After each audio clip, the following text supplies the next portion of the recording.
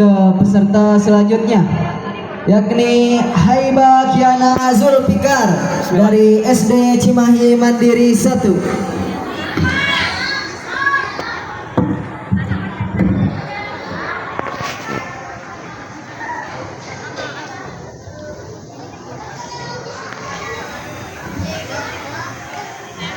Ikut lomba di kampung sebelah. Cakep. Berhadiah 4 rumah. Cakep. Siap-siap nonton Haiba ceramah. Insya Allah dapat hikmah. Assalamualaikum warahmatullahi wabarakatuh. Waalaikumsalam warahmatullahi wabarakatuh. Hamdan wa syukran lillah. Salatan wa salaman ala rasulillah. Amma ba'du. Dewan juri dan para asatidz yang saya hormati, juga jamaah yang budiman. Perkenalkan, nama saya Haiba.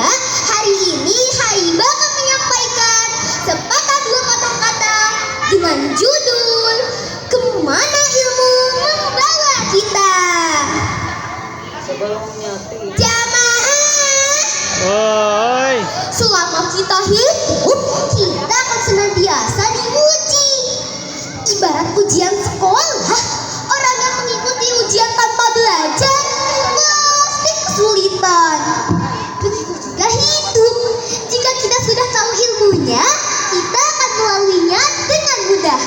Allah telah menurunkan Al-Quran dan Sunnah sebagai inti segala ilmu yang kita butuhkan. Allah berfirman, Bismillahirrahmanirrahim. Yahdi bihillahu man ittaba'a ridwanahu subulas salami wa yukhrijuhum minadh dhulumati ilan nuri biiznihi wa yahdihim ila siratim mustaqim.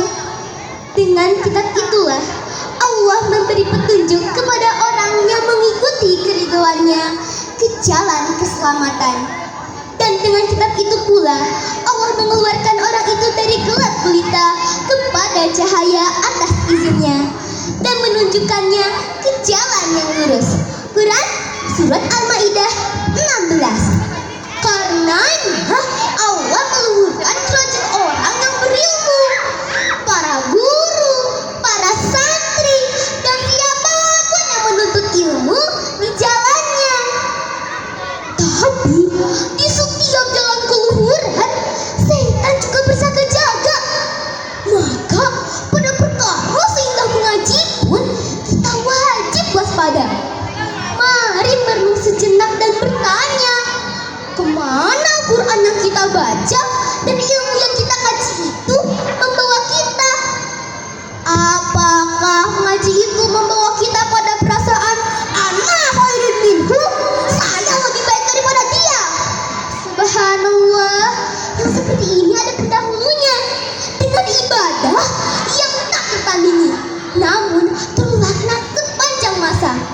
Coba tebak siapa gerangan? Setan. Betul, iblis. Oh, iblis. Ataukah mengaji itu membawa kita pada perasaan Rabbana dzalamna anfusana, Duhai Rabb kami telah menganiaya diri sendiri. Masya Allah, yang seperti ini ada pendahulunya. Ia bermaksiat tapi bertaubat, menjadikan cipta Allah padanya berlipat-lipat. Beliaulah Nabi Adam alaihi Salam. Lalu apakah mengaji itu membuat kita merasa innama utitu ala ilmin indi, aku diberi segala kelimpahan ini karena ilmuku? Seperti Qarun dengan hartanya yang dibenamkan dan dijadikan pelajaran. Ataukah mengaji itu membawakan syafan hadza min fadli rabbi liyabluwani aashkuru am akfur. Ini semata-mata adalah karunia dari Rabbku untuk mengujiku, apakah aku bersyukur atau kufur. Seperti Nabi Sulaiman, wajah dunia yang karena kerendahan hatinya menjadi sejarah indah. Jamaah, hari-hari ini kita hidup di era serba cepat. Ilmu bisa mudah didapat, namun banyak orang yang celaka karena ilmunya.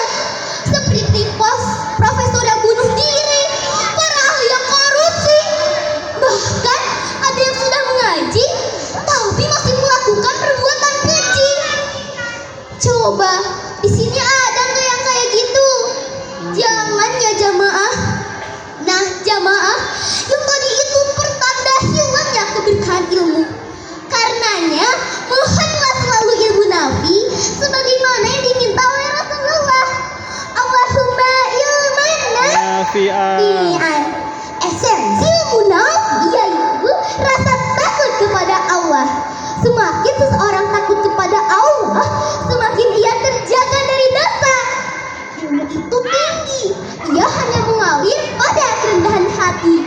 Alih-alih menjadikan ujub yang sombong, seiring bertambahnya ilmu, semakin seseorang rendah hati. Ilmu nafi juga menuntun pada amal-amal soleh yang bermanfaat. Jamaah pasti sulit memilih jalan yang berbeda dari kebanyakan.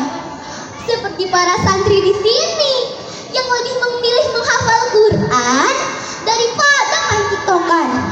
Tapi jangan pernah menyerah, karena jika cita-cita kita adalah surga, dengan ilmu insya Allah kita bisa mencapainya. Sebagaimana sabda Rasulullah dalam hadis riwayat Muslim, barang siapa menempuh jalan untuk mencari ilmu, maka Allah akan memudahkan baginya jalan menuju surga. Amin. Cukup sekian yang dapat Haibah sampaikan. Mari kita berkeliling Ka'bah. Mohon maaf bila ada salah. Wassalamualaikum warahmatullahi wabarakatuh. Waalaikumsalam warahmatullahi wabarakatuh. Selanjutnya yakni